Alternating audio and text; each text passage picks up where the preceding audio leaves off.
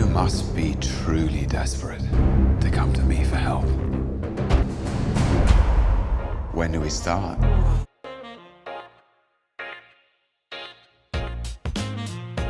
Man, there's been some very exciting players picked up in both Europe and North America, and I can't wait to talk about it. Let's start with my personal favorite, most interesting pickup of the North American 2020 offseason, Dardoch to TSM.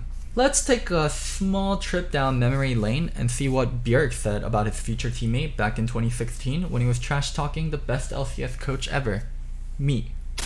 It's probably just not the best thing to do. It's just better to keep that stuff in and just kind of take it to make yourself stronger instead of, I don't know, trying to show the world that you're right. But he has a different point of view of that. But yeah, I don't think it's good to trash on your coach or former coach. It's really easy to blame like a teammate or a coach or someone, and maybe they did have an effect on your performance or your team's performance, but that stuff is in the past and you just have to learn from it and move on, I think. Especially since you can be a pro for many years. He can be a pro for many years. This is his first year, so he should just try not to burn too many bridges in my opinion, but I've told him that. So we all know about Dardoch's past, bouncing from team to team, TL to Immortals to CLG to EchoFox, Optic, now finally to TSM. And a lot of people have doubts regarding if he can reform and if he can actually play on a competitive team.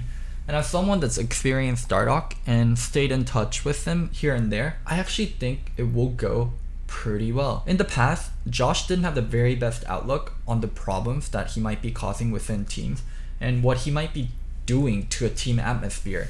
But go back to when you were an 18, 19-year-old. You probably didn't make the best choices either. Dardoch is smart, don't get me wrong.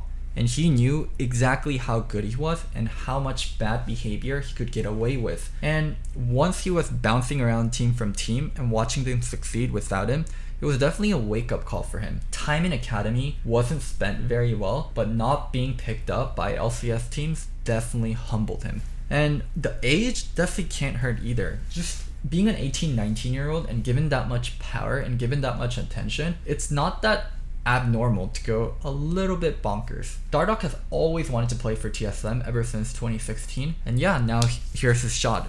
Bjergsen is also the player Dardoch respects the most in LCS and probably even the world, so yeah, if he can't make it work here, I don't know where he could. It's a ironically romantic situation. TSM needs a very strong jungler that will have their own voice and be a true carry, kind of like Clid on SKT.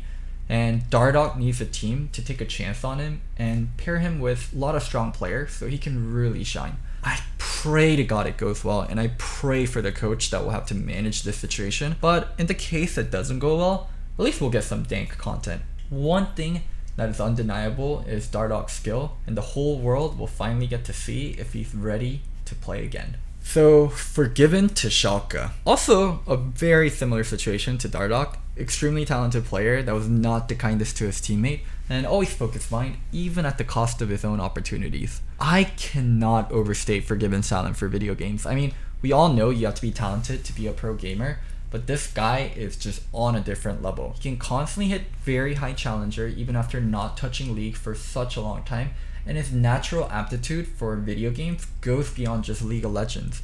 It extends to Overwatch, Heroes of the Storm, CSGO. I mean, here's him getting invited to the Overwatch World Cup because he was a really good Overwatch player and there was no real good players from Greece. Here's him hitting rank 1 ladder in Heroes of the Storm and doing an AMA on Reddit. And not to mention being global elite in CSGO. This guy's just insane at pretty much every single video game he touches. While FORG1VEN achieved way more success than Dardoch did, making it all the way to semis of Worlds in 2016, his stock was never as high as it should be due to his attitude and kind of the trash talking and the negative remarks from people that worked with him before. He was often compared to the Scandinavian Wonder Boys, Reckless and Sven, and he just didn't have the trophy case to back up the trash talk that he was always putting forth their way.